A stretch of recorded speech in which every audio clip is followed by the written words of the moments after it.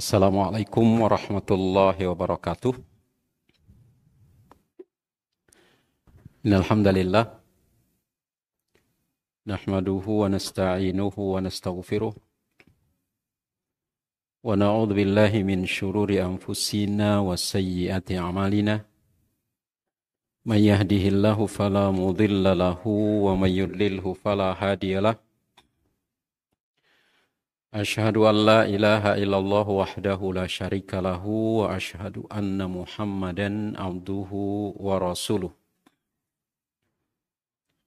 Allahumma salli ala Muhammad wa ala ali Muhammad kama sallaita ala Ibrahim wa ala ali Ibrahim innaka Hamidum Majid. Allahumma barik ala Muhammad wa ala ali Muhammad kama barakta ala Ibrahim wa ala ali Ibrahim innaka Hamidum Majid. Ya ayyuhalladzina amanu taqullaha haqqa tuqatih wa la tamutunna illa wa antum muslimun. Ya ayuhan nasu taqu rabbakumul ladzi khalaqakum min nafsin wahidah wa khalaqa minha zawjaha wa bassa minhuma rijalan katsiran wa nisaa'a wattaqullaha alladzi tasaaluna bihi wal arham innallaha kana 'alaikum raqiba. Ya ayyuhalladzina amanu taqullaha wa qulu qawlan sadida yuslih lakum a'malakum wa yaghfir lakum dhunubakum wa may yuti'allaha wa rasulahu faqad faza fawzan 'azima. Amma ba'd, fa inna asdaqal hadisi kitabullah wa khairal hadi hadi Muhammadin sallallahu alaihi wa ala alihi wasallam wa syarrul umuri muhdatsatuha wa kullu muhdatsatin bid'ah wa kullu bid'atin dhalalah wa kullu dhalalatin finnar. Ikhwatal iman, bapak-bapak, ibu-ibu, ikhwan dan akhwat fillah a'azzanallahu jami'an. Alhamdulillah, siang hari yang mulia ini kita hadir dalam masjid yang penuh barakah ini, berkumpul dalam majlis ilmu yang mulia ini. Semoga Allah Subhanahu wa taala senantiasa mengajarkan, memberikan dan menambahkan kepada kita ilmu yang membawa manfaat untuk dunia dan akhirat kita. Dan semoga ilmu-ilmu yang telah Allah Jalla Jalaluhu ajarkan, berikan dan tambahkan kepada kita menjadikan diri kita dekat kepada Allah Subhanahu wa taala, mendapatkan ridhonya, mendapatkan surganya insyaallah. Allahumma allimna bima yanfa'una wanfa'na bima 'allamtana wa zidna ilman ya rabbal alamin.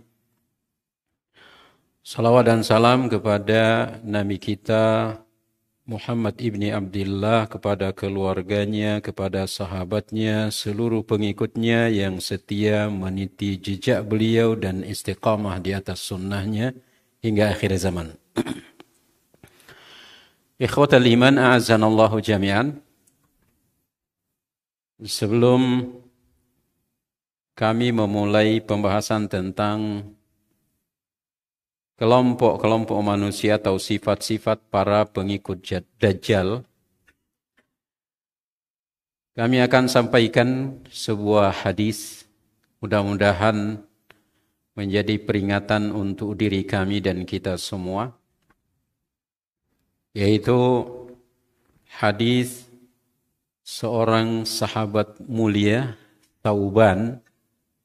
Beliau ini adalah mantan budak Nabi kita sallallahu alaihi wa alihi wasallam, terkait dengan ayat 34 dan 35 di dalam surat At-Taubah, di mana Allah tabaraka wa taala menyatakan, walladzina yaknizuna adh-dhahaba wal fiddata wa la yunfiqunaha fi sabilillah fabashshirhum bi'adzabin alim. Orang-orang yang menimbun menumpuk emas dan perak, wala yunfiqunaha fi sabilillah, mereka tidak menginfakkannya di jalan Allah Subhanahu wa taala, fabashshirhum bi'adzabin alim, maka sampaikan berita gembira untuk mereka dengan azab yang sangat pedih. Wal'iyazubillahi ta'ala. Kapan azab pedih itu akan terjadi? Ayat selanjutnya, ayat 35, Allah Jalla Jalaluhu berfirman, Yauma yuhma 'alaiha fi nari jahannam, ketika harta mereka itu dipanaskan di atas api neraka Jahannam, fatukwa biha jibahuhum wa junubuhum wa zuhuruhum, lalu disetrikakan kepada jidat-jidat mereka, kepada lambung-lambung mereka, dan kepada punggung-punggung mereka. Lalu dikatakan, fadhuqu ma kuntum taknizun, rasakanlah siksaan dari harta benda yang kalian timbun, yang kalian tumpuk. A'yadzan billah. Jamaah sekalian, dalam salah satu perjalanan, beberapa orang sahabat bersama dengan Nabi SAW, dan di antara yang tampil bertanya kepada Nabi kita SAW pada saat itu adalah sahabat yang tadi kita sebutkan namanya, yaitu Sauban. Bertanya kepada Nabi SAW, Lau alimna ayyul mali khair fanattakhiduhu. Seandainya kami tahu, kami memiliki ilmu tentang harta yang lebih baik. Maksudnya lebih baik daripada emas dan perak tadi yang justru diancamkan siksa oleh Allah Subhanahu wa taala. Fanattakhiduhu, kami akan mengambilnya, kami akan menjadikannya bekal kami untuk bebas dari siksa Allah Tabaraka wa taala. Itu kata Sauban maula Rasulullah sallallahu alaihi wa ala alihi wasallam. Lalu Nabi sallallahu alaihi wasallam menyampaikan, yang pertama adalah yang Anda bisa jadikan untuk menyelamatkan diri Anda dari azab Allah Subhanahu wa taala adalah lisanun dzakir. Lisan yang selalu berzikir kepada Allah Subhanahu wa taala. Yang keduanya adalah wa qalbun syakir, hati yang selalu bersyukur kepada Allah Subhanahu wa taala. Dan yang ketiganya adalah wa zaujatun tu'inuhu, wamra'atun tu'inuhu ala imanihi. Imra'atun mu'minatun tu'inuhu ala imanihi, seorang perempuan mukminah, seorang istri mukminah solehah yang dapat membantu suaminya di atas ketaatan kepada Allah Subhanahu wa taala. Itu yang disampaikan oleh Nabi kita sallallahu alaihi wasallam. Sebagaimana kita ketahui bahwa dalam banyak dalil baik dari Al-Qur'an maupun dari hadis Nabi sallallahu alaihi wasallam kita temukan banyak keutamaan tentang zikir. Di antaranya dalam surat Al-Baqarah Allah Jalla Jalaluhu menyatakan, fadhkuruni adhkurukum, berzikirlah kalian kepadaku, aku akan mengingat kalian. Nabi yang mulia alaihi salatu wassalam dalam hadis muttafaq alaih, hadis qudsi, apabila hamba itu mengingatku di dalam jiwanya, aku akan ingat dia di dalam jiwaku. Dan apabila ia ingat aku di hadapan halayak ramai, aku akan ingat dia, aku akan sebut dia di hadapan keramaian yang lebih afdal dari mereka. Dan seterusnya. Nabi SAW menyatakan ada dua kalimat yang sangat ringan di lisan dan kemudian sangat diridhoi oleh Allah dan sangat berat di dalam timbangan kebaikan nanti di akhirat, yaitu subhanallah wa bihamdi subhanallahil azim.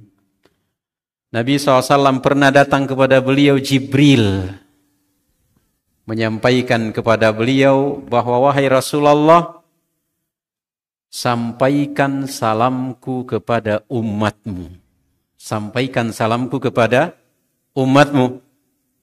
Lalu Nabi SAW menyatakan, Jibril mengatakan kepadaku, sampaikan kepada umatmu bahwa sesungguhnya sorga itu debunya, tanahnya sangat wangi. Juga sorga itu rata. Dan ketahuilah bahwa pepohonan-pepohonan, tanaman-tanaman di dalam sorga itu adalah dengan mengucapkan subhanallah walhamdulillah wala ilaha illallah wallahu akbar. Bahkan berapa kali ayat Allah Subhanahu wa taala dalam Al-Qur'an turun kepada Nabi kita SAW ketika menghadapi peperangan, justru beliau diperintahkan untuk banyak berzikir kepada Allah. Wadhkurullaha la'allakum tuflihun. Banyaklah kalian berzikir kepada Allah, mudah-mudahan kalian beruntung. Dan banyak lagi dalil tentang itu. Kemudian kaitannya dengan bersyukur. Nikmat apapun yang kita dapatkan, wajib hukumnya untuk kita bersyukur. Kita akui pemberian itu di dalam hati kita, bahwa itu semata-mata dari Allah, sehingga kemudian tidak kita sombong dengan nikmat itu. Yang keduanya adalah kita sebutkan dengan lisan kita mengucapkan alhamdulillah. Yang ketiganya kita buktikan kesyukuran itu dengan anggota badan kita, yaitu kita manfaatkan nikmat tersebut untuk kita melaksanakan dan melangsungkan, melancarkan, memudahkan ketaatan kita kepada Allah Jalla Jalaluhu. Nikmat pakaian, nikmat kesehatan, nikmat harta, nikmat pasangan, nikmat anak, nikmat tempat tinggal, kendaraan, pendidikan, ilmu, dan lain sebagainya. Dan di antara nikmat terbesar kepada kita bangsa Indonesia adalah nikmat kemerdekaan. Nikmat kemerdekaan. Betul nikmat ini, Pak? Betul, Pak? Ya, ini nikmat dari Allah Subhanahu wa taala. Saya nanya itu pengen dengar suaranya doang. Benar atau tidak jawabannya itu perkara lain. Yang penting saya dengarkan suara. Apalagi ini waktunya siang. Sudah makan kenyang lagi tadi. Karpetnya empuk lagi duduk di sini. Jangan-jangan suaranya sudah tidak ada kan? Barakallahu fikum jami'an jamaah sekalian yang dimuliakan oleh Allah Subhanahu wa taala. Ini adalah pemberian dari Allah Tabaraka wa taala. Dan bukan pemberian dari siapa-siapa. Artinya apa? Bahwa ketika sekarang ini kita sudah merdeka, Allah Jalla Jalaluhu memberikan kepada kita kebebasan sebebas-bebasnya untuk menuntut ilmu. Manfaatkan itu. Jangan sampai kemudian kita bebas, tetapi malas menuntut ilmu. Allah Subhanahu wa taala memberikan kita kemerdekaan dan undang-undang menjamin kepada kita untuk melaksanakan syariat Islam ini sesuai dengan keyakinan kita. Kan begitu? Jangan sampai kemudian kita takut kepada ini, kita takut kepada itu, padahal Allah Jalla Jalaluhu yang memberikan kita kemerdekaan, Nabi yang perlu kita contoh, lalu kemudian tidak kita taati, ini sungguh sangat ironi. Bagian dari kemerdekaan itu kemudian kita mencari rezeki, jangan sampai kemudian kita cari rezeki yang haram, yang syubhat saja tidak boleh, mestinya kita hindarkan, apalagi yang haram. Jangan terjerumus kepada penipuan, jangan terjerumus kepada kebohongan, jangan terjerumus kepada kezaliman, jangan terjerumus kepada riba dan lain sebagainya. Manfaatkan kemerdekaan kita itu untuk kita leluasa beribadah kepada Allah Subhanahu wa taala. Untuk kita memakmurkan keluarga kita dan memakmurkan seluruh rakyat Indonesia. Ikhwatal iman azanallahu jami'an. Kemudian yang terakhirnya yang tadi kita sebutkan adalah imra'atun mu'minatun tu'inuhu ala imanihi. Seorang perempuan mukminah, istri solehah yang dapat membantu kita dalam ketaatan kepada Allah Subhanahu wa ta'ala. Ini hadis Nabi SAW sering kita dengarkan. Sebaik-baiknya perhiasan itu adalah perempuan yang mukminah dan seterusnya. Iya. Semoga Allah Subhanahu wa ta'ala memberikan kepada kita semuanya karunia pasangan yang soleh. Baik yang laki-laki diberi pasangan yang perempuan, maupun yang perempuan diberi pasangan yang laki-laki yang saling membantu bahu-membahu dalam ketaatan kepada Allahu Jalla Jalaluhu. Ikhwatal iman azanallahu jami'an. Kaitannya tentang Dajjal, kita ketahui bahwa rukun iman itu ada 6 dan yang kelimanya adalah beriman kepada hari akhir. Dan beriman kepada hari akhir itu mencakup segala hal yang terkait dengan hari akhir. Di antaranya adalah beriman dengan tanda-tanda dekatnya kiamat. Dan saya baru teringat tadi di jalan, ternyata materi ini pun sudah pernah saya bahas di sini Ramadan lalu. Nah, tanda-tanda kiamat itu sebagaimana yang pernah kita sampaikan, ada 2 secara garis besar, ada yang kecil dan ada yang besar. Yang kecil itu kurang lebih secara garis besar terbagi 3. Ada yang sudah terjadi dan tidak terulang lagi, ada yang sudah terjadi dan masih berlangsung sampai dengan sekarang, dan ada yang belum terjadi.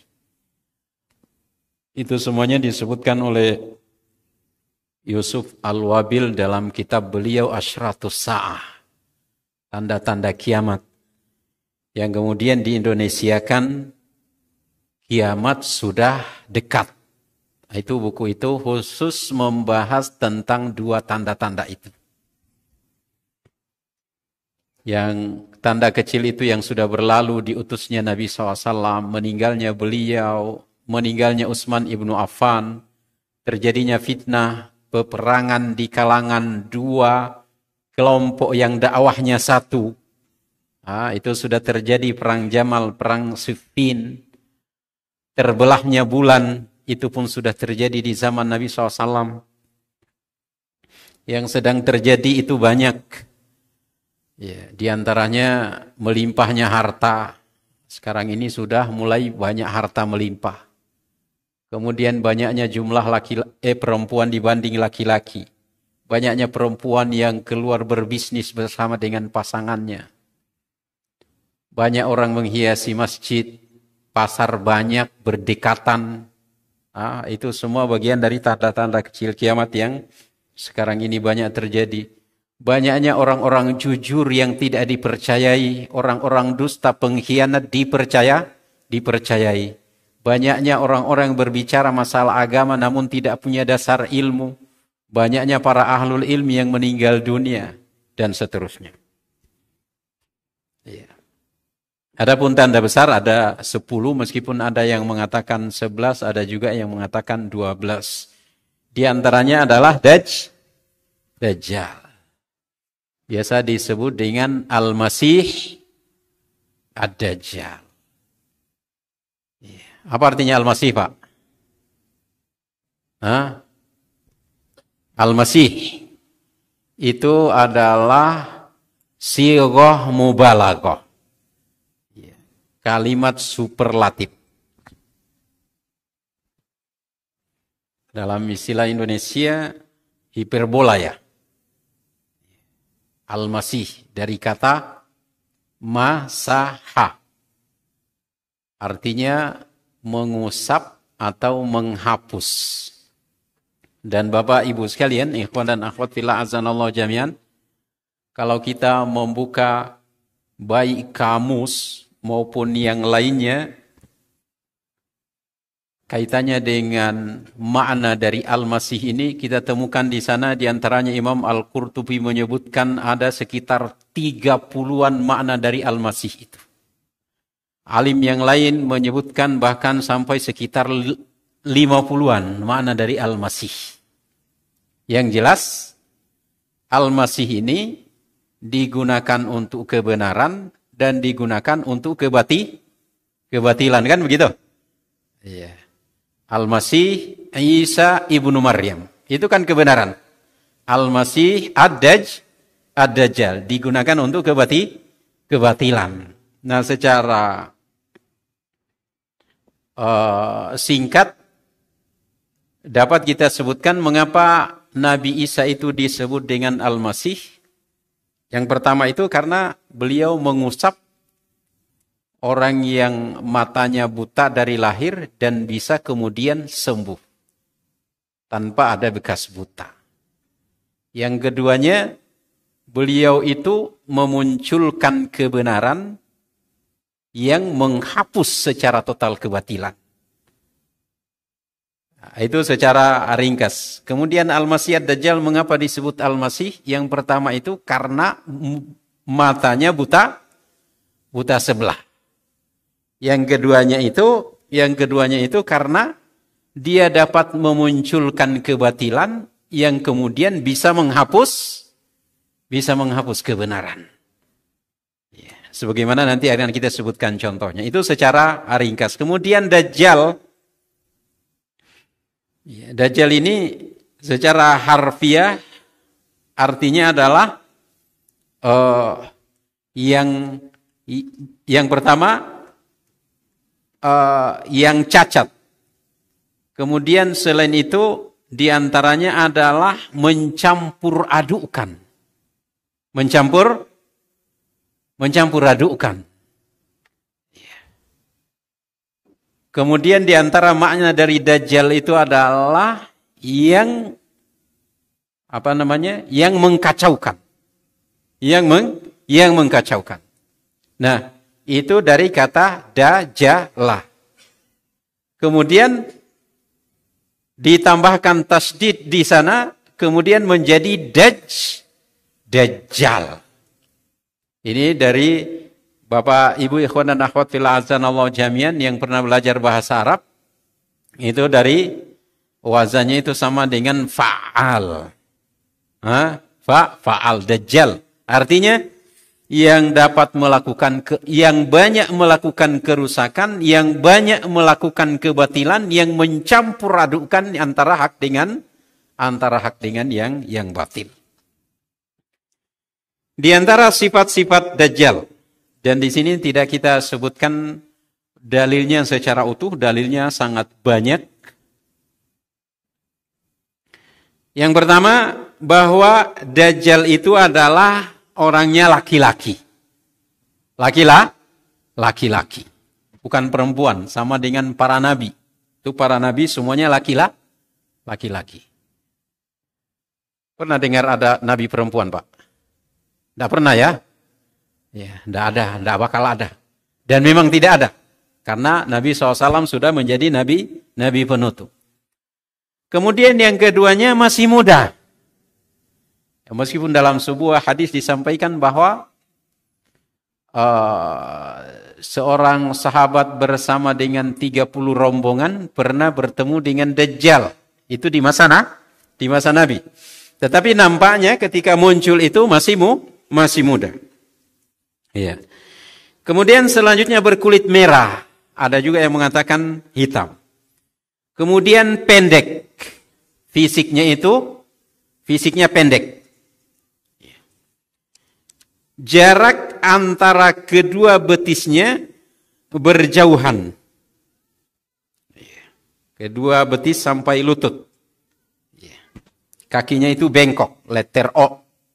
Jadi betis sampai lutut itu berjauhan, sedangkan di pahanya dan kemudian di telapak kakinya itu berdekatan. Berambut keriting. Kemudian keningnya lebar. Dadanya lebar. mata yang kanannya buta. Mata yang kanan buta. Mata tersebut tidak muncul, tidak pula tertancap dalam seakan-akan buah anggur yang menonjol. Sementara di atas matanya yang kiri ada daging keras yang tumbuh. Ini perhatikan Bapak dan jamaah sekalian, kalau kita membaca dalil secara utuh, di sana di antara keterangan yang sampai kepada kita itu, bahwa satu, Dajjal itu kedua matanya cacat. Yang kedua bahkan ada keterangan yang mengatakan bahwa kedua matanya buta. Nah, mengapa kemudian berbeda-beda keterangan itu? Memang betul dua-duanya cacat. Jadi yang kanannya itu buta, kemudian yang kirinya itu di atasnya ada daging yang keras tumbuh.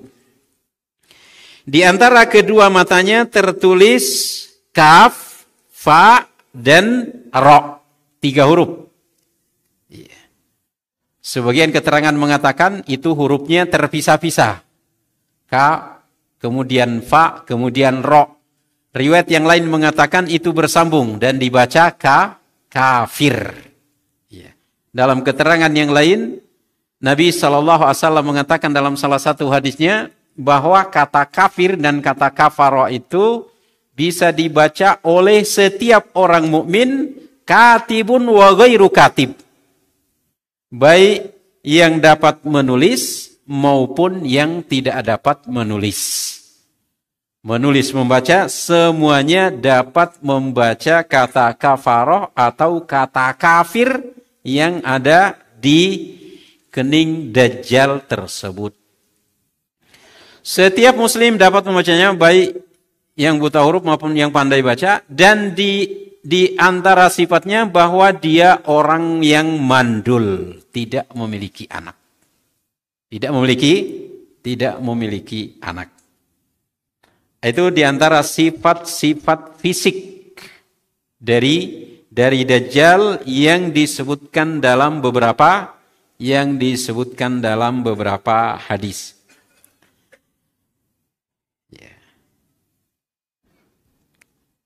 Ana bacakan salah satu di antaranya. Di sini ada 1, 2, 3, 4, 5, 6, 7, ada sampai 10 hadis. Ana bacakan salah satu di antaranya. Baina ana naimun atufu bil baiti fadzakara annahu ra'a Isa ibn Maryam alaihi salam summa ra'a Dajjal fawasafahu faqala fa idza rajulun jasimun ahmar. Dajjal itu adalah laki-laki yang berbadan besar berkulit merah. Tadi kita sampaikan ada juga yang mengatakan hitam. Kemudian ja'dur ra'si. Ja'du ar-ra'si. Rambutnya keriting. A'warul ain. Matanya buta sebelah. Ka'anna ainahu ainabatun tofiyah. Matanya itu seolah-olah buah anggur yang menonjol. Qalu hadza Dajjal aqrabun nasi bihi syabahan Ibnu Qatan.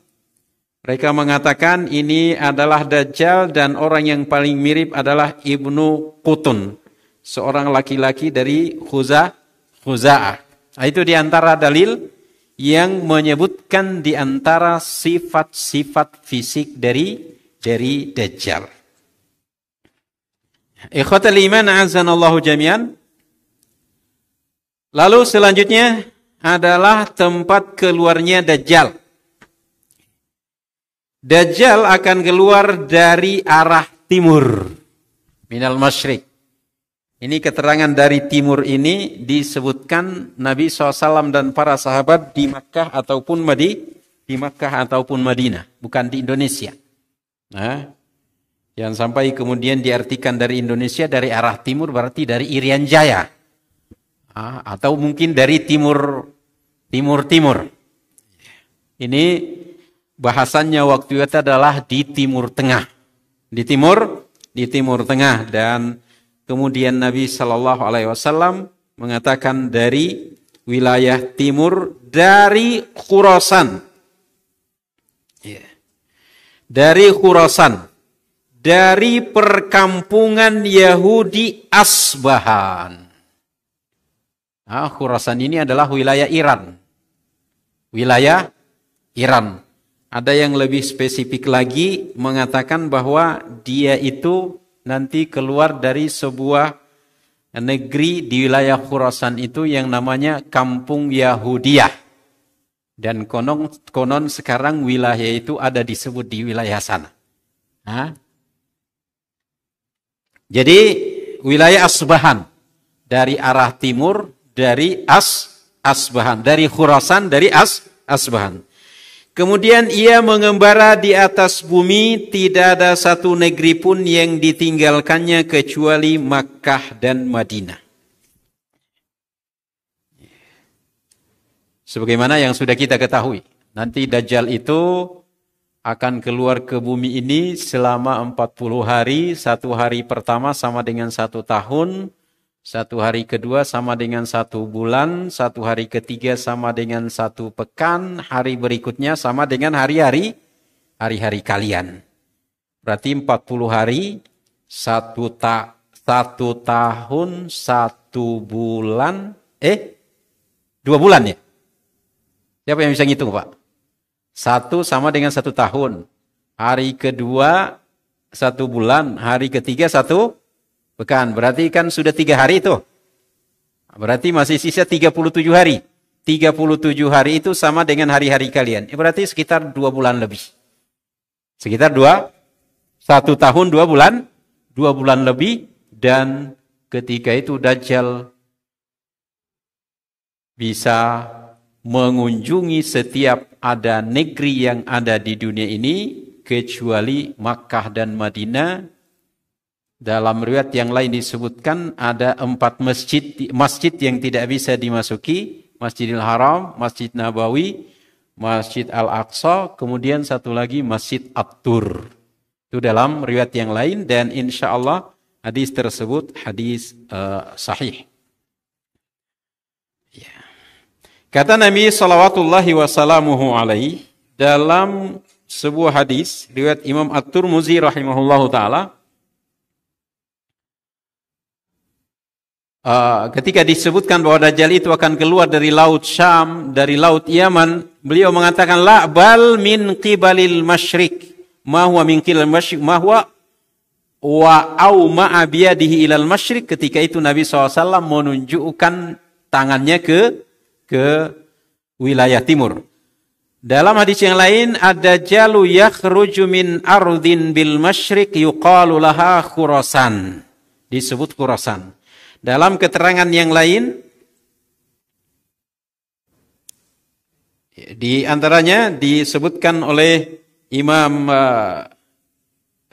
di dalam Fathul Bari dan juga di antaranya di dalam Fathul Rahman disebutkan bahwa yakhrujud dajjalu min yahudiyati Asbahan. Nanti Dajjal itu akan keluar dari perkampungan Yahudi Asbahan. Ma'ahu sab'una alfan minal yahud, yang nanti akan diikuti oleh 70.000 orang Yahudi. Dan tadi sudah kita sebutkan dia akan mengunjungi setiap negeri kecuali Makkah dan Madinah, sebagaimana dalam salah satu keterangan hadis dalam Sahihul Bukhari yang maknanya bahwa Fatimah bintul Qais radhiyallahu anha berkata bahwa aku akan berjalan di muka bumi. Ini Dajjal akan mengatakan aku akan berjalan di muka bumi, maka tidak akan aku tinggalkan satu kampung pun kecuali aku singgah kepadanya dalam waktu 40 malam selain Makkah dan Thayyibah. Thayyibah itu adalah Madinah. Sebagaimana kita ketahui bahwa Madinah itu ada beberapa namanya. Nama lama dan nama baru ada sekitar 14 sampai 20 nama. Thayyibah, Madinah, Yasrib dan seterusnya. Keduanya diharamkan untukku, setiap kali aku hendak masuk ke salah satu darinya, maka malaikat akan menghadangku dengan pedang yang terhunus yang menghalangiku untuk memasukinya, dan di setiap lorong darinya ada malaikat yang menjaganya. Sampai-sampai ketika sampai ke Madinah, lalu kemudian Dajjal itu melihat Masjid Nabawi. Ketika itu kemudian dia mengatakan bahwa itu adalah istana putih. Yang dimaksud adalah Masjid Nabi Sallallahu Alaihi Wasallam. Kemudian dengan ucapannya yang lainnya dan seterusnya. Lalu kemudian Madinah bergoncang. Dan kemudian Dajjal tidak masuk. Dan kemudian Madinah mengeluarkan setiap orang yang di dalam hatinya ada kemunafikan. Di dalam hatinya ada nifak. Lalu kemudian setelah itu Dajjal pun lalu kemudian berjalan lagi ke wilayah Syam sampai ke wilayah Palestina, dan kemudian dia nanti mengakhiri perjalanannya di sekitar negeri Israel sana yang disebut dengan Bab Lut.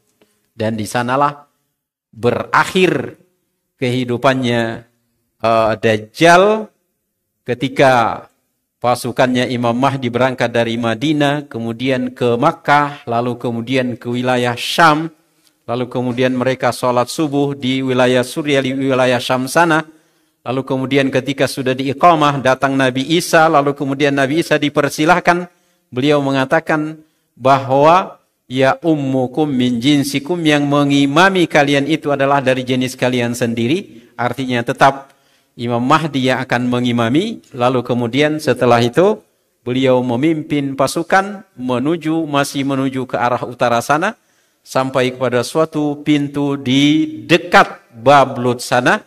Beliau kemudian membuka pintu tersebut, dan ketika itu dia berhadapan dengan Dajjal. Ketika Dajjal melihatnya, maka Dajjal pun menghindar, dan kemudian dilihat dan disaksikan oleh orang-orang Yahudi dan orang yang hadir ketika itu, lari dan kemudian fisiknya meleleh, sampai kemudian ditombak oleh Nabi Isa dengan tombak. Mudah-mudahan tidak salah, riwayat mengatakan bahwa itu dengan tombak emas di antara dua matanya atau di keningnya, dan kemudian Dajjal mati wal iyazu billahi ta'ala. Nah, ikhwatal iman a'azzanallahu jami'an. Fitnah Dajjal ini sungguh sangatlah luar biasa. Saya bacakan di antara dalil yang menunjukkan fitnah yang sangat besar yang akan dimunculkan oleh Dajjal. Na'udzubillahi min dzalik. Dajjal bahwasanya para sahabat, wahai Rasulullah, berapa lamakah dia berada di bumi? Ini makna sebuah hadis yang diriwayatkan oleh Imam Muslim dalam sahih beliau. Berapa lamakah Dajjal itu akan tinggal di bumi? Nabi SAW menjawab, selama 40 hari, 1 hari bagaikan 1 tahun, 1 hari bagaikan 1 bulan, 1 hari bagaikan 1 pekan, dan sisa-sisa harinya seperti hari-hari kalian. Mereka bertanya, bagaimanakah kecepatan berjalannya di muka bumi? Beliau menjawab, bagaikan hujan yang ditiup angin. Dia mendatangi suatu kaum, mengajak mereka, lalu mereka pun beriman kepadanya dan mentaatinya. Dajjal, na'udzubillahi min dzalik. Kemudian dia memerintahkan angin untuk menurunkan hujan, maka turunlah hujan. Subhanallah. Dan memerintahkan bumi untuk menumbuhkan tumbuh-tumbuhan, maka tumbuhlah tumbuh-tumbuhan. Sehingga binatang-binatang ternak mereka merumput dan merasa leluasa. Dia pergi kepada satu kaum yang lain, mengajak mereka, lalu mereka menolak seruannya. Sehingga tanah mereka menjadi tandus, akhirnya mereka menjadi orang-orang yang miskin, tidak memiliki harta sedikit pun. Ini diantara fitnah yang sangat besar. Datang kepada satu kaum, mau tidak beriman kepadaku? Kata Dajjal.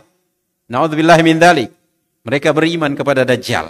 Diperintahkan oleh Dajjal agar angin menurunkan hujan, agar bumi menumbuhkan tumbuh-tumbuhan, sehingga mereka hidup dalam keadaan kaya dan raya, dan nampaknya mereka hidup makmur. Beralih ke kaum yang lain, mau beriman apa tidak? Tidak mau beriman. Lalu kemudian tidak turun hujan, tidak ada tumbuh-tumbuhan, mereka pun hidup miskin. Wal'iyazubillahi ta'ala. Dan dia melewati tempat reruntuhan. Lalu dia berkata, keluarkanlah barang-barang simpananmu. Lalu harta simpanan itu mengikutinya bagaikan sekelompok lebah. Kemudian dia akan berseru kepada orang pria yang gemuk, lalu masih muda. Yang gemuk lagi masih muda. Ditebasnya pemuda itu dengan pedang. Ditebasnya pemuda itu dengan pedang. Lalu dia membelahnya menjadi 2 bagian dan memisahkan tubuhnya sejauh sasaran anak panah. Kemudian dia Dajjal memanggilnya, lalu dia menghadapnya dengan muka yang berseri-seri sambil tertawa. Dijelaskan dalam riwayat Imam Bukhari dari Abu Sa'id Al-Khudri bahwa orang yang dibunuh oleh Dajjal ini adalah di antara manusia terbaik yang datang kepada Dajjal dari Madinah. Kota Rasulullah SAW, dia berkata kepada Dajjal, aku bersaksi bahwa engkau adalah Dajjal yang telah diceritakan oleh Rasulullah SAW dalam hadisnya. Lalu Dajjal berkata, bagaimana pendapat kalian jika aku membunuh orang ini dan menghidupkannya? Apakah kalian meragukannya? Kemudian mereka menjawab, tidak. Akhirnya dia membunuhnya lalu menghidupkannya. Akhirnya orang itu berkata, demi Allah, hari ini aku bertambah yakin bahwa engkau adalah Dajjal. Kemudian Dajjal hendak membunuhnya lagi, akan tetapi dia tidak mampu melakukannya. Ini di antara fitnahnya Dajjal. Aku akan bunuh Anda. Lalu kemudian dibelah tubuhnya. Terbagi 2. Setelah itu disatukan lagi. Disatukan lagi. Agar orang-orang beriman, agar anak muda ini yang tergolong orang baik di masanya. Mau tidak Anda beriman dengan saya? Tidak. Justru aku semakin yakin, kata anak muda ini, bahwa engkau ini adalah betul Dajjal. Kalau begitu aku akan membunuh Anda lagi. Tetapi ternyata ketika itu Dajjal tidak bisa mendekatinya lagi. Subhanallah.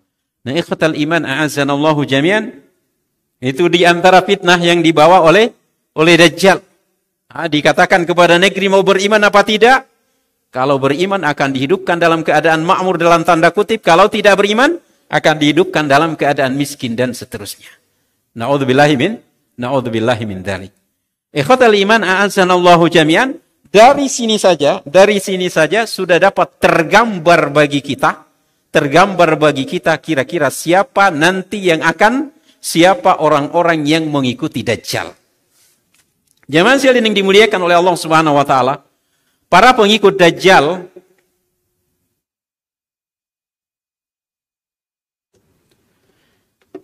Dajjal yang paling banyak adalah orang-orang Yahudi Ajam. Yang disebut Ajam di sini adalah non-Arab. Bangsa Turk. Dalam riwayat yang lain nanti akan dijelaskan lebih lanjut siapa yang dimaksud dengan bangsa Turk itu. Dan manusia dari berbagai bangsa dan golongan. Sebagian mereka adalah orang-orang Arab dusun yang juga para wanita. Ini diantara kelompok manusia, baik orangnya maupun sifatnya, orang-orang yang mengikuti Dajjal. Yang pertama yang paling banyak adalah secara khusus orang Yahudi, secara umum semua orang-orang kafir yang tidak bertauhid, yang tidak beriman kepada Allah Subhanahu wa taala. Di antaranya kalau kita membaca isyarat daripada dalil-dalil ini, ketika dikatakan bahwa di antaranya adalah orang-orang Arab dusun, juga para wanita, ketika disebut orang-orang dusun, ini di antaranya karena mereka tidak punya ilmu. Maka dengan demikian di antara yang banyak mengikuti Dajjal itu adalah orang-orang bodoh. Bodoh tentang agama. Bodoh tentang syariat. Baik yang kaitannya dengan akidah, yang kaitannya dengan fikih, yang kaitannya dengan muamalah, yang kaitannya dengan akhlak, adab, dan seterusnya. Inilah orang-orang yang nanti akan banyak mengikuti Dajjal. Kemudian di antaranya adalah di antaranya adalah para pelaku maksiat. Karena memang senangnya Dajjal itu orang-orang yang melakukan maksiat. Orang yang tidak sholat, orang yang berbohong, orang yang berzina, orang yang melalaikan ketaatan kepada Allah Subhanahu wa Ta'ala, itu yang disenangi oleh Dajjal. Orang yang melakukan penipuan, berbohong, bersumpah palsu dan seterusnya, itu semua kemungkinan orang-orang yang mudah untuk mengikuti Dajjal. Kata Nabi yang mulia alaihi salatu wassalam, yatba'ud dajjalu min yahudi asbahan sab'una alfan alaihimut toyalisa. Orang-orang Yahudi Asbahan yang akan mengikuti Dajjal sebanyak 70.000, mereka mengenakan jubah tebal dan bergaris. Ini bagian dari ciri-ciri fisik. Jubah tebal dan bergaris. Dalam riwayat yang lain disebutkan sab'una alfan alaihimu tijang. 70.000 mereka mengenakan topi perang. Orang Yahudi 70.000 mereka mengenakan topi perang. Ini disebutkan di antaranya di dalam Fathu Ar-Rabbani, dan di antaranya disebutkan juga dalam Fathul Bari. Kemudian dalam riwayat yang lain Nabi SAW menyatakan yatba'uhu aqwamun ka'anna wujuhahumul majanul mutraqah. Dajjal akan diikuti oleh beberapa kaum, wajah-wajah mereka itu seperti tameng yang dilapisi kulit. Tameng yang dilapisi kulit.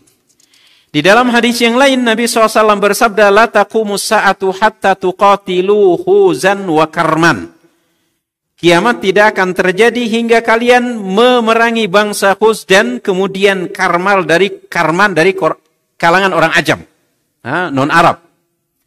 Kemudian beliau melanjutkan, humral wujuh. Mereka itu adalah orang-orang yang wajahnya itu kemerah-merahan. Ini diantara para pengikut Dajjal. Futsal unuf. Futsa itu al-unuf. Unuf itu bentuk jamak dari kata anfun, hidung. Futsal unuf yaitu orang-orang yang hidungnya pesek. Hidungnya pesek. Sigarul a'yun, matanya kecil, matanya sipit. Ka'anna wujuhahumul majanu al-mutraqah ni'aluhumus syar. Wajah mereka seperti tameng yang dilapisi kulit, dan terompah-terompah sendal-sendal mereka terbuat dari bulu. Itu diantara ciri-ciri dan sifat-sifat orang-orang yang mudah untuk digelincirkan oleh Dajjal. Nah, ikhwatal iman, a'azzanallahu jami'an, bapak-bapak, ibu-ibu, ikhwan dan akhwat fillah, a'azzanallahu jami'an. Dari dalil-dalil tadi dapat kita menarik kesimpulan sekian banyak sifat-sifat dari para pengikut Dajjal itu. Di antaranya bagian dari para pengikut Dajjal itu adalah orang-orang yang tasyabbuh. Orang-orang yang tasyabbuh, yang menyerupai orang Yahudi, yang menyerupai orang Nasara. Karena Nabi yang mulia alaihi salatu wassalam menyatakan, man tasyabbaha biqaumin fahuwa minhum. Siapa yang tasyabbuh dengan suatu kaum, maka dia itu termasuk dari kelompok mereka. Dan tasyabbuh di sini banyak hal. Tasyabbuh dalam kaitannya dengan akidah, tasyabbuh dalam kaitannya dengan adab dan kebiasaan, tasyabbuh dalam kaitannya dengan muamalah, tasyabbuh dalam segala hal. Di antara yang membuat orang-orang itu akan mudah mengikuti Dajjal adalah ketika dia tasyabbuh dengan orang-orang yang tidak berakidah, orang-orang yang tidak taat kepada Allah Subhanahu wa taala. Kemudian tadi sudah kita sebutkan adalah orang-orang bodoh. Orang yang tidak paham dengan kebenaran, berbeda dengan anak muda tadi. Yang memang dia punya ilmu, meskipun nyawa taruhannya ketika akan dibunuh, dia akan tidak bergeser dari keyakinannya. Tetapi orang-orang yang tidak paham tentang Islam, tidak paham tentang akidah, tidak paham tentang ibadah, tidak paham tentang ciri-ciri dari orang Islam itu sendiri, maka mereka lah nanti yang akan mengikuti Dajjal, hanya mengikuti yang kebanyakan, hanya mengikuti yang banyak pengikutnya, atau hanya mengikuti yang viral dan lain sebagainya. Ini juga salah satu penyakit di antara kita ini. Apapun yang viral, orang-orang berbondong ke sana. Nanti ketika Dajjal keluar itu akan viral seluruh dunia. Nah, kalau kita hanya mengikuti yang viral tanpa mengikuti ilmu, tidak hanya berdasarkan yang viral dan tidak memiliki ilmu dalam hal itu, ini akan membuat orang banyak mengikuti Dajjal nanti. Nah, oleh sebab itu, ikhwatal iman azanallahu jami'an, mumpung negeri kita ini adalah negeri yang aman. Majlis-majlis ilmu dibuka di mana-mana. Para guru-guru kita juga banyak, bahkan guru yang mendatangi kita. Kita tidak lagi berjalan berpuluh-puluh kilometer, berjalan kaki ataupun mengendarai onta untuk menuntut ilmu. Terkadang datang ke rumah kita ilmu itu. Terkadang datang ke masjid yang ada di halaman rumah kita. Di mana-mana, di pasar ada, di majelis ilmu ada, di pasar ada, di perjalanan ada, di mana-mana kita manfaatkan kesempatan itu untuk mendalami ajaran Islam agar kemudian kita tidak mudah untuk mengikuti Dajjal ini. Karena dalam segala hal selalu yang diutamakan itu adalah ilmu. Selalu yang diutamakan adalah ilmu. Selain itu, ikhwatal iman azanallahu jami'an, sifat pengikut Dajjal ini adalah orang-orang yang akidahnya dangkal. Orang-orang yang akidahnya dangkal. Keyakinannya terhadap Islam itu tidak benar. Wal-iyazu billahi ta'ala. Maka sekarang ini ikhwatal iman azanallahu jami'an, sungguh sangat menggembirakan bagi kita majlis-majlis ilmu itu sangat banyak. Tetapi perlu kita koreksi, jangan sampai kemudian pelajaran tauhid, kajian tentang akidah itu mulai bergeser. Mulai bergeser. Kalau tauhid yang dikaji, yang hadir cuma separuh masjid misalnya. Tapi kalau tentang bisnis misalnya, bisnis Islami, transaksi ini, itu, dan lain sebagainya, berjubel yang datang. Itu memang penting. Tetapi sekali lagi ikhwatal iman azanallahu jami'an, jangan sampai kemudian kita lalai berbangga diri kemudian mengatakan akidah kita sudah kuat, pertahanan kita sudah kokoh, lantas kemudian nanti kita kecolongan. Di mana-mana majelis ilmu sekarang itu, yang paling banyak menghadiri dan paling membangkitkan gairah adalah kaitannya dengan pernikahan. Kaitannya dengan suami-suami teladan misalnya, ya kan? Itu yang hadir tidak sebanyak ketika membahas al-usul ats-tsalatsa. Kitabut tauhid, syarah akidah Ahlus Sunnah wal Jamaah, dan lain sebagainya. Padahal pokok dari semua urusan kita itu adalah akidah. Lemahnya akidah seseorang itu akan membuat seseorang mudah untuk mengikuti Dajjal. Wal'iyazubillahi ta'ala. Oleh sebab itu kami nasihatkan untuk pribadi kami, pada bapak-bapak yang hadir dalam masjid ini, ibu-ibu ikhwan dan akhwat fillah, maupun yang memirsanya dari jauh, kami ingatkan pribadi kami dan kita semua, bahwa jangan sampai kemudian kita lalai untuk tetap mengkaji akidah, tetap mengkaji tauhid, karena sumber seluruh kekuatan kita itu ada di tauhid. Dan sumber seluruh kelemahan kita itu ada pada lemahnya tauhid. Tidakkah kita ketahui salah satu kitab yang sangat terkenal yang ditulis oleh Syekh Shalih Al-Fauzan.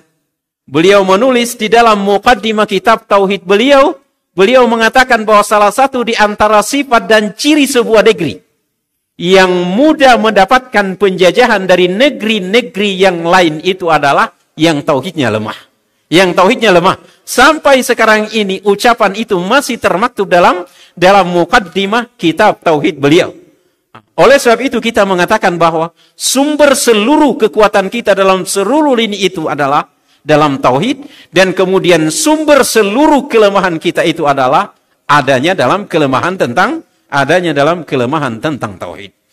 Mudah-mudahan Allah Subhanahu wa taala senantiasa menjadikan pikiran kita, menjadikan hati kita, perhatian kita untuk tidak pernah bergeser dari tauhid. Tentu saja ilmu-ilmu yang lain juga sangat penting. Jangan sampai kemudian kita menyepelekan karena ilmu bisnis itu penting. Sampai-sampai Umar Ibnul Khattab pernah mengatakan, jangan pernah ada orang yang berjualan di pasar kami ini kecuali orang yang telah faqih. Faqih dalam masalah agama, faqih dalam masalah bisnis. Ini kan sebuah peringatan yang sangat keras dari beliau radhiyallahu taala anhu. Artinya apa? Ilmu tentang bisnis, ilmu tentang muamalah, ilmu tentang menjadi suami teladan, rumah tangga idaman, itu sangat penting. Tapi jangan sampai kemudian seluruh perhatian kita terhadap hal itu, lalu kemudian kita melupakan kajian tauhid, kita meninggalkan materi-materi yang terkait dengan tauhid kepada Allah tabaraka wa taala. Nah, ikhwatal iman azanallahu jami'an, di antara sifat dari kelompok pengikut yang sangat mudah mengikuti Dajjal ini adalah orang-orang yang silau terhadap dunia. Tergiur terhadap dunia. Sebagaimana dalam salah satu hadis yang tadi telah kita sebutkan. Datang kepada suatu kaum, kalau mau beriman, hujan akan diturunkan, akan ditumbuhkan tumbuh-tumbuhan. Yang tidak beriman dijadikan miskin. Sawah ladangnya kering, tidak diturunkan hujan kepada mereka. Maka orang-orang yang silau terhadap dunia ini diantara yang sangat mudah untuk mengikuti Dajjal. Oleh sebab itu, ikhwatal iman a'azzanallahu jami'an, selalu kita sampaikan bahwa ukuran segala sesuatu itu adalah kebenaran. Ukuran segala sesuatu itu adalah dalil. Ukuran segala sesuatu itu adalah panduan yang datang dari Allah tabaraka wa taala dan contoh dari Nabi kita sallallahu alaihi wasallam. Ini mohon maaf sekali lagi, bahwa kita yang hidup di masa sekarang ini, mohon maaf khususnya kepada anak-anak muda, ini pun sudah mulai bergeser. Yang tadinya itu tujuannya ibadah, yang tadinya itu tujuannya ilmu, sekarang itu sudah mulai bergeser sedikit demi sedikit. Yang jadi parameter itu kalau kendaraannya bagus misalnya. Kalau orangnya milih istri misalnya yang cantik misalnya. Itu memang salah satu dari hadis Nabi sallallahu alaihi wasallam. Akan tetapi jangan sampai kemudian pilihan yang kedua itu kita jadikan menjadi pilihan yang pertama. Sekarang ini subhanallah, khususnya kepada anak-anak muda, itu subhanallah silau terhadap dunia. Baru belajar dari pesantren, baru selesai dari S1 misalnya, sudah pikirannya itu yang penting kerja gajinya gede. Ini memang penting dan kita tidak ingin kita tidak ingin menelantarkan para guru dan lain sebagainya. Tetapi mohon maaf sekali lagi kalau ini sudah mulai bergeser. Sampai beberapa bulan yang lalu itu sempat viral. Seorang guru tahfiz meninggalkan mengajar tahfiz karena gajinya hanya 2. Sementara menjadi kurir yang ngantar-ngantar barang itu. Apa itu, Pak? Gajinya 4 juta. Saya kirim kepada kawan yang mengirim kepada saya, Pak, ini terkadang guru itu, mohon maaf, ini contoh sederhana saja. Terkadang guru-guru kita itu juga tidak normal dia berpikir. Dia mengajar tahfiz. Disiapkan kendaraan untuk transportasinya selama jadi guru. Disiapkan rumah untuk menginap. Terkadang juga dikasih makan bersama dengan keluarga. Tidak bayar listrik, tidak bayar uang sampah dan lain sebagainya. Sementara jadi apa itu yang namanya pengantar barang itu? Kurir ya? Dia keluar ke sana harus punya motor sendiri. Iya kan? Harus punya motor sendiri. Nyewa rumah mungkin 1 juta. Udah habis 2 juta. Bayar lampu 500. Udah jual 500 habis. Sehari-hari harus beli makanan sendiri. Udah habis 3 juta. Belum tentu ketika dia mengajar itu dapat nabung 500.000 rupiah. Sedangkan ketika dia guru tahfiz memungkinkan dia menabung 1 juta. Hah? Ini yang terkadang mohon maaf kepada anak-anak muda sekarang ini. Hanya melihat ustadznya sudah jadi aja itu. Melihat ustadznya sudah naik Innova misalnya. Sudah naik Alphard misalnya. Dia tidak tahu. Oh dulu ketika dia kuliah itu. Dia digaji 100 ribu. 200 ribu misalnya. Subhanallah. Ikhwatal iman azanallahu jami'an. Sekarang ini anak-anak muda kita ini sudah susah diajak. Kalau bahasa orang tua, sudah susah diajak menderita.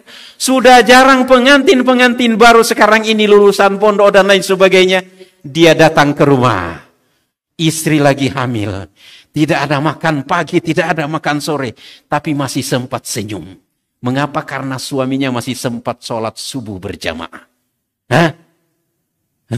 Sekarang ini, tadi malam, di restoran mewah makannya.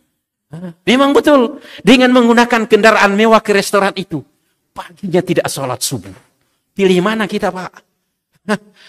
Jadi ikhwatal iman azanallahu jami'an, jangan sampai kita memang butuh harta, kita memang butuh ini, butuh itu dan lain sebagainya, tetapi kemudian kita bergeser dari yang tadinya para ustadz kita itu berdakwah seperti apa, lalu kemudian kita sekarang itu sudah melihat-lihat, fasilitasnya apa? Oh, yang ngundang saya Blok M Square.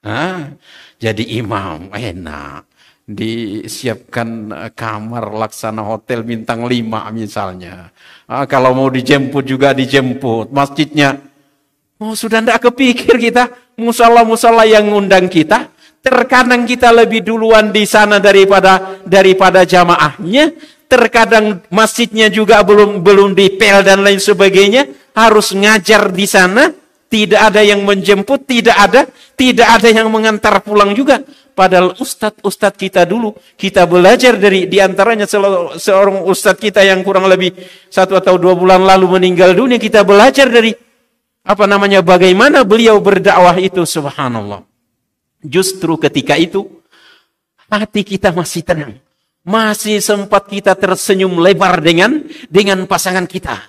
Nah, kalau sekarang ini yang menjadi patokan kita itu adalah gajinya berapa dalam sebulan.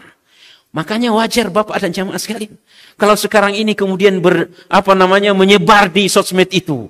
Oh, ngajinya luar biasa rajin. Jenggotnya tebal. Tapi kedengaran selingkuh misalnya. Na'udzubillahi min dzalik. Na'udzubillahi min dzalik. Meskipun mungkin hanya satu yang berbuat seperti itu. Ribuan yang lain yang masih tetap istiqamah. Tetapi perlu kita ketahui bahwa dengan bergesernya kita dalam nilai-nilai ibadah dan nilai keyakinan, diantaranya itulah kemudian yang kemudian menggeser pula kepuasan kita dalam ketaatan kepada Allah Subhanahu wa taala. Sekarang ini subhanallah, Bapak dan jemaah sekalian, tuntutan Islam memang sangat bagus, memang sangat istimewa, memang sangat modern. Tetapi sekarang ini orang ngaji itu, Masya Allah, orang ngaji itu terkadang hanya melihat jadinya. Terkadang hanya melihat jadi. Saya tidak mau ngaji kalau tidak ada AC. Saya tidak mau ngaji kalau karpetnya tidak kurang dari sekian senti dan lain sebagainya. Padahal ustadz-ustadz dulu yang mengajarin dia pernah mengajar di sebuah tempat misalnya yang mungkin tidak ada karpet. Itu memang wajar dan satu tuntutan Islam. Akan tetapi yang menjadi permasalahan kalau timbulnya berbagai permasalahan pula di kalangan kita lantaran nilai hidup kita juga bergeser karena silau terhadap dunia. Nah, ikhwatal iman a'azzanallahu jami'an. Ya, di samping itu sangat juga tidak kita inginkan kalau ada seorang pemimpin keluarga lalu kemudian menyia-nyiakan orang yang diayominya, orang yang menjadi tanggung jawabnya. Itu adalah tanggung jawab kita dunia dan akhirat. Tidak boleh kita sia-siakan. Bahkan Nabi sallallahu wasallam sampai mengatakan yang paling baik di antara kalian adalah yang paling baik terhadap perempuan terhadap keluarganya dan lain sebagainya. Tetapi ikhwatal iman a'azzanallahu jami'an, jangan sampai kemudian terkadang kita lupa bahwa mengikuti yang viral saja, mengikuti yang yang kebanyakan orang saja, terkadang itu membawa kita kepada ketergelinciran. Ikhwatal iman azanallahu jami'an. Sehingga yang demikian itu pula terkadang menggeser pula kita. Sehingga para suami, orang-orang yang bekerja terkadang terjerumus kepada hal yang haram. Di antaranya karena tuntutan ingin seperti fulan. Yang hidupnya mungkin dalam tanda kutip enak, semuanya bahagia dan seterusnya. Ikhwatal iman azanallahu jami'an. Di antara sifat-sifat para pengikut Dajjal itu adalah orang-orang yang sombong. Orang-orang sombong. Di antaranya orang yang sombong terhadap ilmunya. Orang yang sombong terhadap keyakinannya. Di dalam hadisnya Nabi SAW, nanti ketika kalian mengetahui ada Dajjal, usahakan menghindar. Usahakan menghindar dan jauhi Dajjal itu. Lalu kemudian ada di antara umat manusia yang sombong dengan ilmu yang dimiliki. Sombong dengan kekuatan akidahnya. Kemudian saya ini kan berilmu, saya ini kan akidahnya kuat dan lain sebagainya. Tidak mengapa kita melihat Dajjal dan lain sebagainya. Ini di antara yang menyebabkan seorang itu kemudian menjadi pengikut Dajjal karena kesombongan. Sombong karena ilmu, merasa sombong karena keyakinan, sombong karena harta, sombong karena kekuasaan, sombong karena pengaruh, dan berbagai macam kesombongan-kesombongan yang lainnya. Itu yang menyebabkan seseorang itu akan mudah digelincirkan oleh Dajjal. Nah, ikhwatal iman azanallahu jami'an, bahwa kita ketahui ada kisah di dalam Al-Quran yang sering kita dengarkan, yaitu kisahnya Qarun. Ketika dia dibenamkan ke dalam bumi. Namun kemudian yang ngetren sampai dengan sekarang ini, biasanya yang sering menarik perhatian adalah hartanya Qarun. Betul Pak ya? Kan jarang kita sebut pembenamannya Qarun. Padahal itu yang diperingatkan oleh Allah Subhanahu wa taala di dalam Al-Qur'an. Ketika keluar Qarun itu kemudian memamerkan hartanya, memamerkan perhiasannya. Lalu kemudian orang-orang mengatakan, silakan lihat kisahnya di dalam Al-Qur'an.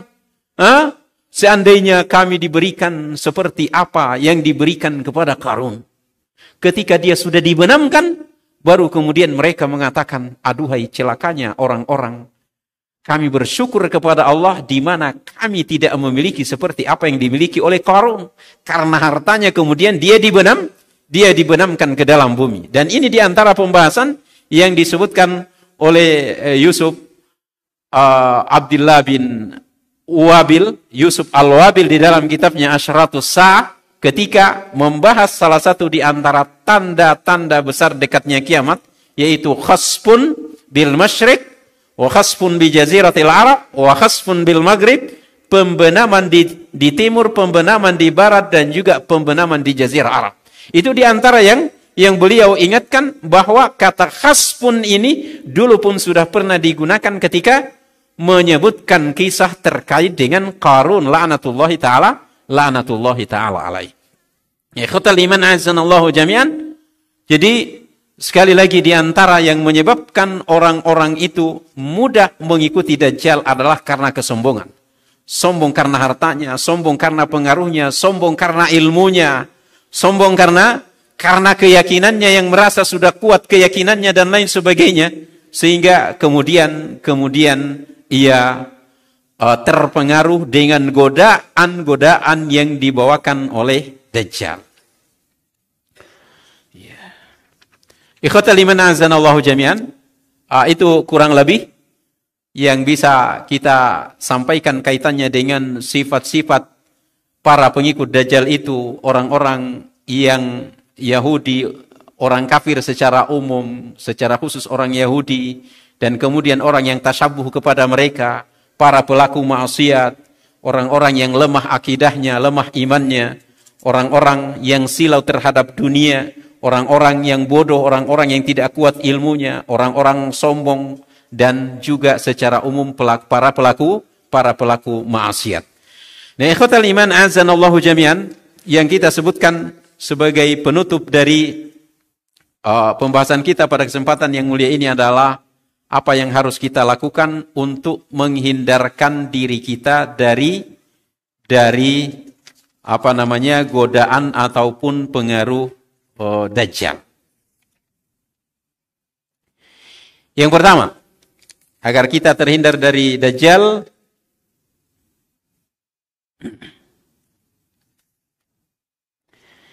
memegang teguh agama Islam. Memegang teguh agama Islam.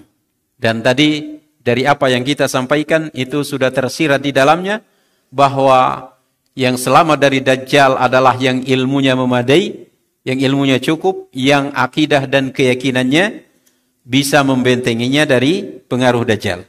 Kemudian yang kedua, memohon perlindungan dari fitnah Dajjal. Ini diantaranya dalam hampir setiap sholat ini kita baca. Allahumma inni a'udzubika min adzabil qabr wa a'udzubika min fitnati al-masih ad-dajjal. Atau dalam riwayat yang lain, Allahumma inni a'udzubika min adzabi jahannam wa min adzabil qabr wa min fitnatil mahya wal mamat wa min syarri fitnatil masih ad-dajjal. Iya. Karena kita ketahui bahwa kata Nabi SAW dalam sebuah sabdanya, tidak ada seorang pun Nabi yang diutus oleh Allah Subhanahu wa Ta'ala ke permukaan bumi ini, melainkan ia memperingatkan dari bahaya atau besarnya fitnah al-masih ad-dajjal. Maka diupayakan doa ini kita baca di dalam sholat kita, khususnya di tasyahud akhir, dan juga dalam segala hal senantiasa kita membacanya kapan dan dimanapun kita sempat untuk membacanya. Itu yang kedua. Yang ketiga adalah menghafal beberapa ayat dari surat Al-Kahfi. Beberapa ayat itu ada sebagian perbedaan riwayat mengatakan 10 pertama, ada juga yang mengatakan 10 terakhir, ada juga yang mengatakan 10 terakhir. Mudah-mudahan yang termasyhur itu adalah 10 pertama. Ya, meskipun secara umum sunnah hukumnya dibaca secara utuh pada saat hari Jumat. Kemudian diantaranya adalah berlari dan menjauhi Dajjal. Berlari dan menjauhi Dajjal. Jadi ketika mendengarkan informasi tentang Dajjal, jangan justru mendekat. Yang disunahkan adalah menjauh. Sebagaimana tadi telah kita sebutkan, bahwa nanti akan ada orang yang mengandalkan ilmunya, mengandalkan keyakinannya, lalu kemudian berupaya mendekati Dajjal dan kemudian terbawa dan terpengaruh dengan Dajjal. Na'udzubillahi min dzalik. Kemudian selain itu, di antara upaya kita untuk menjauhkan diri dari Dajjal adalah menetap atau tinggal di Makkah ataupun Madinah. Meskipun ini mungkin sangat sulit. Di antaranya berbahagialah kita yang punya putra-putri atau punya keluarga yang bekerja di Makkah dan Madinah. Kalau perlu suruh tidak usah pulang. Ya kan? Kalau perlu upayakan agar kita juga ikut ke sana. Karena salah satu cara untuk menghindarkan diri kita dari Dajjal adalah seperti itu. Ya bagaimanapun caranya, yang penting kita mampu. Apakah dengan pertama kunjungan ke sana, lalu kemudian minta iqamah dan seterusnya, kita mampu lakukan. Di antaranya kalau ada yang meninggal di sana, udah kuburin di sana aja. Jamaah haji misalnya, jamaah umrah, meskipun tidak secara khusus dalil menuju ke sana bahwa orang yang mati di sana, orang yang tinggal di sana dan menetap di sana, meninggal di sana, dengan izin Allah Subhanahu wa Ta'ala akan terjaga dari Dajjal.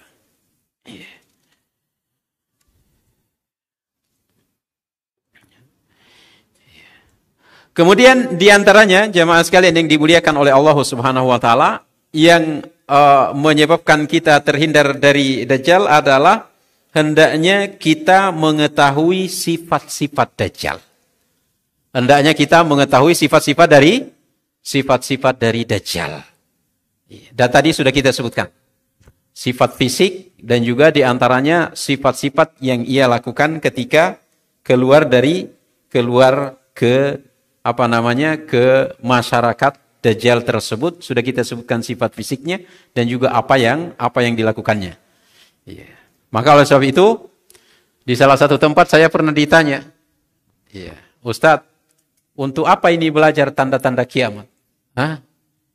Ya, salah satu di antaranya belajar tanda-tanda kiamat, salah satu di antara yang kita kaji adalah kita mengetahui sifat-sifat Dajjal agar kita menghindar darinya. Selain itu, untuk apa kita selalu mengkaji ini? Untuk mengingatkan kita kepada mati. Untuk mengingatkan kita kepada mati. Selain itu, kalau kita tidak mengkaji sekarang yang seperti ini, nanti akan putus generasi ini. Atas putus ilmu, atau putus ilmu. Kalau sekarang kita mengkaji, nanti beberapa puluh tahun yang akan datang, kemudian tidak dikaji dengan benar. Maka bagian dari mengapa kita harus mengkaji, mengapa belajar, adalah agar ilmu itu tetap tersambung sampai kepada generasi-generasi yang akan datang. Ya, selain itu, yang namanya ilmu di dalam Islam, itu kewajiban kita adalah senantiasa untuk mempelajari dan mengkajinya. Ya. Jemaah sekalian, ikhwan dan akhwat fillah, Bapak Ibu yang dimuliakan oleh Allah Subhanahu wa taala, itulah beberapa hal yang bisa kita sebutkan terkait dengan Dajjal, dan sudah lebih dari waktu yang diberikan kepada saya. Jika ada di sana pertanyaan-pertanyaan atau komentar yang ingin disampaikan, dipersilahkan. Wallahu ta'ala bishawab, wa sallallahu wasallam wa barik ala Muhammad. Barakallahu fiik.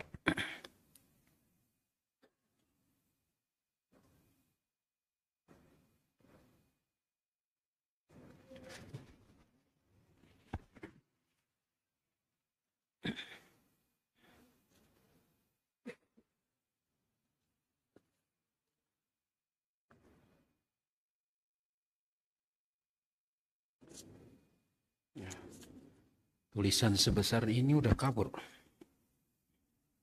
Masya.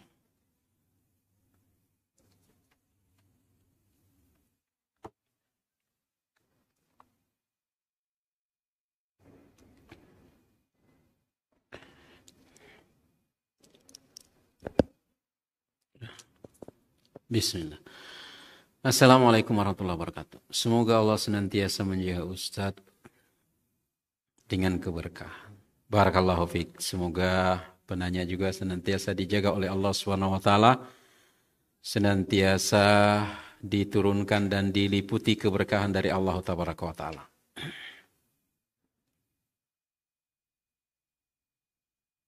Kebanyakan pengikut Dajjal adalah Yahudi dan kaum wanita. Ini tadi yang Masya Allah.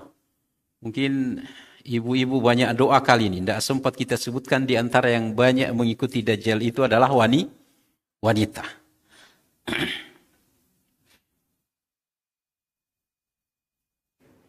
Kenapa wanita termasuk pengikut Dajjal? Apakah karena lemahnya iman?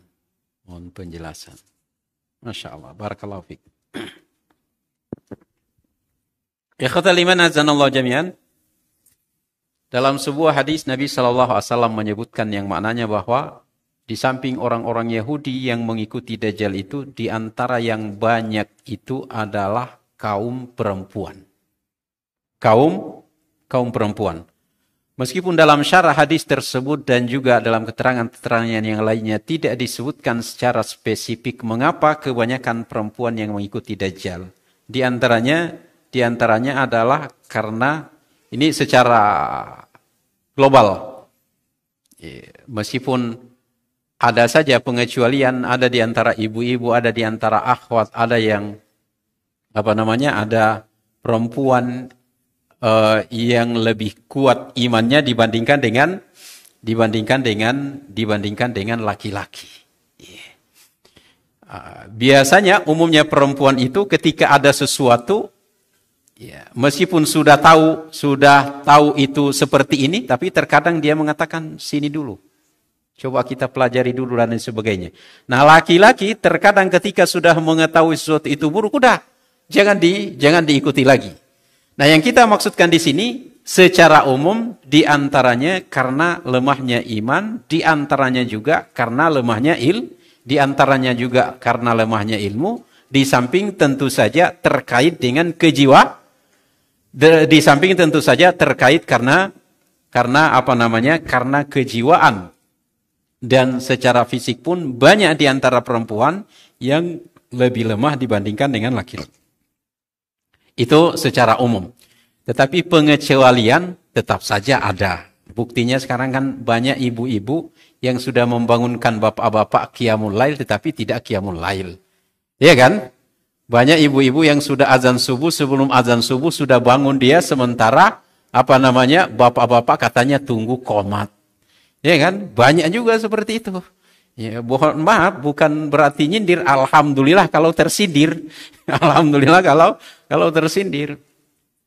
Banyak ibu-ibu yang menasihatkan begini begitu, tapi terkadang kita tidak mengikuti apa kebenaran yang disampaikan. Tetapi secara umum seperti itu, sampai di dalam hadisnya Nabi SAW mengatakan bahwa sampai nanti itu ada seorang laki-laki yang memanggil anak perempuannya yang ingin mengikat istrinya, mengikat ibunya, mengikat bibinya agar dia tidak mengikuti Dajjal. Nah, itu artinya ikhwatal iman azanallahu jami'an, bahwa demikian besar pengaruhnya Dajjal ini sehingga di antara yang banyak terpengaruh itu adalah perempuan. Ya, di antaranya itu tadi. Ya, terkadang perempuan itu terlalu cepat silau dengan dunia. Itu secara umum, tetapi sekali lagi pengecualian tetap ada. Iya. Itu yang bisa kita komentari kaitannya dengan bahwa di antara yang banyak mengikuti Dajjal itu adalah dari kelompok perempuan.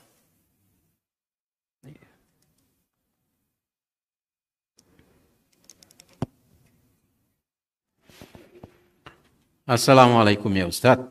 Agar terhindar dari fitnah Dajjal, apakah cukup dengan menghafal 10 permulaan surat Al-Kahfi dan membaca doa sebelum salam ketika tasyahud akhir? Atas jawaban Ustadz, syukran wa barakallahu fiik. Wallahu ta'ala alam bisawab. Tadi sudah kita sampaikan beberapa amalan dan beberapa ibadah yang mestinya kita perhatikan agar kita terhindar dari Dajjal. Tentu saja tidak cukup hanya dengan membaca doa itu. Kita menyebutkan membaca doa itu, tentu saja ketika kita menyebutkannya, yang pertama kita harus istiqamah dalam membacanya. Yang keduanya adalah bagaimana kita memahami doa yang kita baca itu. Sehingga dengan pemahaman yang benar itulah yang akan mengarahkan lisan kita, mengarahkan pandangan kita, mengarahkan seluruh anggota tubuh kita untuk senantiasa istiqamah di atas sunnah Nabi yang mulia alaihi assalatu wassalam. Jadi di samping tentu saja sebagaimana tadi kita ketahui, memperkuat keyakinan, memperkuat iman. Itu artinya bahwa tidak cukup kita hanya membaca doa tadi, tidak cukup hanya menghafal surat Al-Kahfi, tidak cukup hanya dengan tinggal di Madinah, tetapi ketika kita mengatakan memperkuat keyakinan, artinya di sini kita harus banyak belajar. Banyak mempelajari ayat Al-Quran yang terkait dengan agama Islam, banyak mempelajari hadis-hadis Nabi SAW, menghadiri majlis-majlis ilmu. Kemudian bagaimana akhlak kita, bagaimana keseharian kita. Di antara yang terpenting itu adalah kekhusyuan kita dalam beribadah. Bagian dari itu adalah kekhusyuan kita dalam membaca doa-doa tadi. Dan tadi sudah kita sebutkan, memperkuat keyakinan, membaca doa tadi dalam tasyahud, kemudian menghafal beberapa ayat dari surat Al-Kahfi, kemudian berupaya untuk tinggal di Makkah Madinah, kemudian juga mengetahui sifat-sifat Dajjal, dan yang paling penting secara umum adalah yang pertama kita sebutkan, memperkuat keyakinan. Ikhwatal iman azanallahu jami'an. Itu yang dapat kita komentari kaitannya dengan pertanyaan-pertanyaan yang sampai kepada kita, dan ingin kita tegaskan di bagian akhir dari pertemuan kita pada kesempatan yang mulia ini adalah bahwa mengapa di dalam Islam itu kemudian kita dianjurkan untuk mempelajari tanda-tanda kiamat, untuk mengetahui dan meyakininya. Di antaranya ketika seorang itu mengetahui tentang dekatnya kiamat, memahami tentang dekatnya kiamat adalah agar dia segera bangkit dari dosa yang ia lakukan kalau ada dosa yang ia lakukan. Bangkit melaksanakan ketaatan kalau ada ketaatan yang ditinggalkan. Ini yang sangat penting Bapak Ibu ikhwan dan akhwat fillah a'azzanallahu jami'an. Kita yang selama ini mungkin lalai dari menuntut ilmu, maka mestinya ketika kita mengetahui tanda-tanda dekatnya kiamat ini adalah segera kita rajin ke majelis ilmu. Kita selama ini yang mungkin na'udzubillahi min dzalik malas membaca Al-Qur'an. Terkadang sepekan baru baca lagi, padahal mestinya baca setiap hari. Kalau di dalam hadisnya Nabi sallallahu alaihi wasallam tidak dianggap lalai seseorang. Tidak dianggap lalai seseorang itu yang membaca 10 ayat dalam sehari, berarti minimalnya 10 kita baca dalam sehari. Syukur-syukur kita beberapa juz misalnya. Minimalnya itu yang kita lakukan. Nah, bacanya malas, apalagi mungkin di antara kita naudzubillahi min dzalik, jangan sampai kemudian ada yang belum lancar, ada yang tajwidnya masih banyak yang keliru dan lain sebagainya. Maka itu ketika kita mempelajari, membaca, membahas tentang tanda-tanda kiamat mestinya membuat kita segera untuk bangkit dari kelalaian tersebut. Naudzubillahi min dzalik, mungkin di antara keluarga kita yang bapak-bapak misalnya yang terkadang masih malas berjamaah, bangkit mereka agar kemudian jangan pernah sholat di rumah selama masih bisa berjalan untuk menuju ke masjid. Mungkin ada bapak-bapak yang kemudian terkadang tidak memperhatikan keluarganya, bangkit, perhatikan mereka. Mereka itu adalah tanggung jawab Anda di hadapan Allah Tabaraka wa Ta'ala. Mungkin ada ibu-ibu, ada akhwat yang tidak taat kepada suaminya, segera bangkit untuk melakukan ketaatan kepada suami. Nabi yang mulia alaihi salatu wassalam mengatakan, "Fanduri aina anti minhu." Perhatikan Anda bagaimana Anda dengan suami Anda. Fa inna ma huwa jannatuki wa naruk. Karena sesungguhnya suami itu adalah surgamu atau nerakamu. Maka mestinya kita bangkit ketika kita mempelajari, kita membahas, kita menyebutkan, kita menyampaikan kaitannya dengan tanda-tanda kiamat. Bagaimana kita mencari maisha, bagaimana kita dalam mengelola bisnis kita, dalam mengelola perusahaan kita, dalam mengelola pendidikan kita. Itu mestinya kita benahi kalau ada yang tidak sesuai dengan ajaran Islam. Jangan sampai kemudian kiamat datang dan kita ada dalam kelalaian itu, dan jelas nanti Allah Tabaraka wa Ta'ala di sisinya akan meminta pertanggungan jawab kepada kita. Kembali kepada yang tadi kaitannya dengan belajar. Mungkin sudah bisa baca Al-Quran, sudah lancar baca Al-Quran. Pelajari lagi bahasanya. Belajar bahasa Arab. Jangan kemudian mengatakan, saya kan sudah memutih jenggot. Bagaimana lagi pintar bahasa Arab? Saya kan sudah nenek-nenek misalnya. Belajar. Karena Islam itu hanya dapat kita pahami dengan benar kalau kita memahami bahasa Arab dengan benar. Meskipun secara global tidak diwajibkan untuk belajar bahasa Arab, tapi dalam hal-hal tertentu itu wajib untuk kita amalkan. Misalnya dalam bacaan sholat, dalam bacaan sholat, ruku, sujud, itu kan semuanya bahasa Arab. Surat Al-Fatih itu semuanya bahasa Arab. Nah, ikhwatal iman a'azzanallahu jami'an. Oleh sebab itu sekali lagi kita mempelajari tanda-tanda kiamat ini. Di antara hikmah terbesar yang ingin kita ambil dari sana adalah bagaimana kita segera bangkit untuk membenahi hidup kita. Bagaimana kita segera bangkit untuk membenahi hidup kita. Bapak-bapak, ibu-ibu, ikhwan dan akhwat fillah azanallahu jami'an. Mungkin dulu ada yang pernah sekolah, ada yang pernah kuliah. Ilmu yang kita dapatkan itu, apapun ilmunya, yang penting bisa bermanfaat untuk kaum muslimin, sebarkan ilmu itu. Sebarkan ilmu itu. Mungkin ada bapak-bapak yang profesional di bidang teknik misalnya, ibu-ibu yang pintar di bidang ilmu memasak misalnya, ajarkan kepada anak-anak muda. Karena itu akan Anda pertanggungjawabkan di sisi Allah Subhanahu wa Ta'ala nanti. Anda yang punya harta, yang mestinya wajib dikeluarkan zakatnya, keluarkan. Karena nanti akan dimintai pertanggungjan jawab di sisi Allah Subhanahu wa taala. Dan kalau tidak dikeluarkan, itu yang tadi diancam di dalam surat At-Taubah.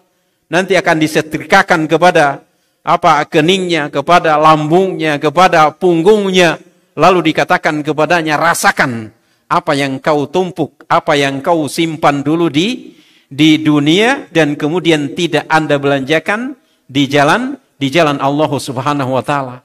Sudah punya harta yang cukup untuk berangkat haji, segera daftar.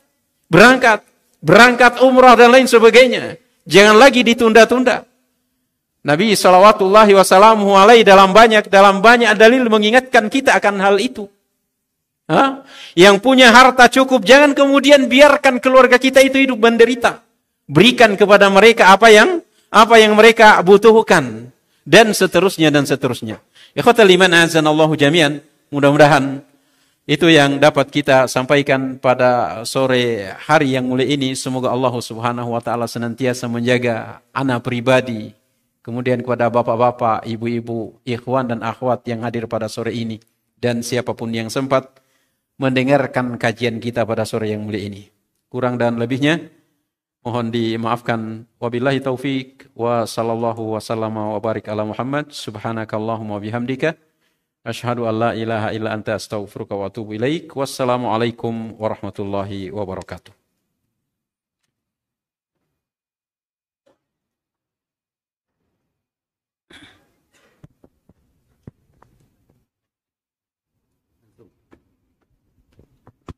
Sampai berapa?